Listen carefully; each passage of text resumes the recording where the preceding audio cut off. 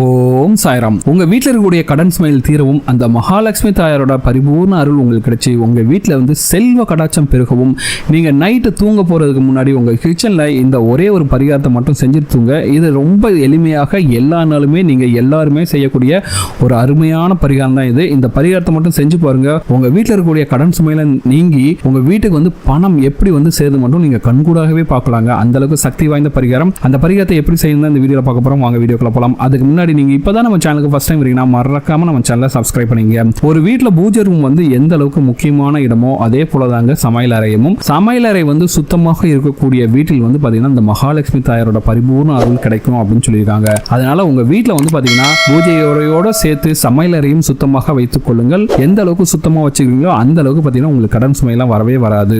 So சிங்க்ல வந்து விழுகிற பாத்திரத்தை அப்பப்போ கழுவி வச்சிருங்க.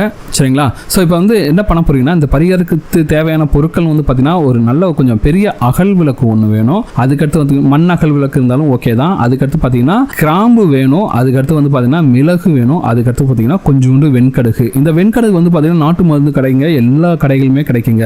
சரிங்களா? இந்த பொருட்களை மட்டும் தயாராக வச்சுங்க. நீங்கள் இந்த பரிகாரத்தை எப்படி செய்யணும், நைட்டு தூங்குறதுக்கு போகிற முன்னாடி உங்களோட கிச்சன் எல்லாத்தையும் க்ளீன் பண்ணிட்டு சிங்கில் இருக்க பாத்திரம் எல்லாத்தையும் க்ளீன் பண்ணிட்டு எப்பவும் தூங்க போகிறதுக்கு முன்னாடி நீங்கள் செய்வீங்களா அதே போல் கிச்சனை வந்து சுத்தமாக க்ளீன் பண்ணி வச்சுங்க. அதுக்கடுத்து என்ன பண்ணால் உங்களோட கிச்சனோட மேடையில் இந்த அகல் விளக்கை வைத்து அதில் வந்து பார்த்தீங்கன்னா உடையாத கிராம்பு வந்து ஒரு 10 போட்டுங்க. அது கூட சேர்த்துட்டு ஒரு 5-6 கற்பூரம், இந்த மெழுகு சேர்க்காத கற்பூரமாக நல்ல கற்பூரமாக வாங்கி அதையும் அதோட போட்டுங்க. இப்போ வந்து அந்த கற்பூரத்தை எரிய வைக்கும் போது பார்த்தீங்கன்னா அந்த கிராம்பும் சேர்ந்து எரியும்.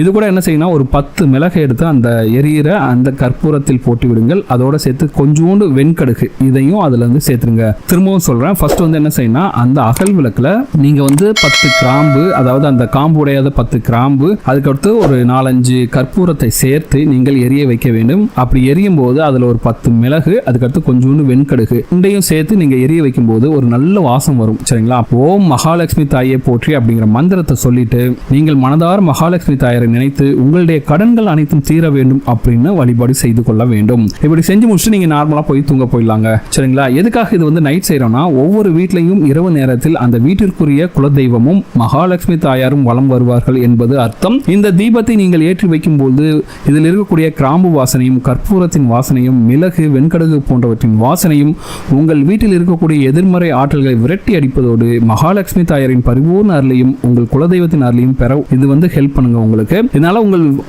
வீட்டில் இருக்கக்கூடிய கடன் சுமை முழுமையாக தரும், சகல ஐஸ்வர்யம் வந்து உங்களுக்கு வந்து பெறுங்க. இந்த மிகவும் எளிமையான இந்த தாந்திரிக பரிகாரத்தை முழு மனசோடு செய்கிறவங்க வீட்டில் வந்து பார்த்தீங்கன்னா மகாலட்சுமி தாயாரும் அந்த உங்களுடைய குலதெய்வம் வந்து முழுமையாக உங்களுக்கு அருட்காட்சம் தருவாங்க.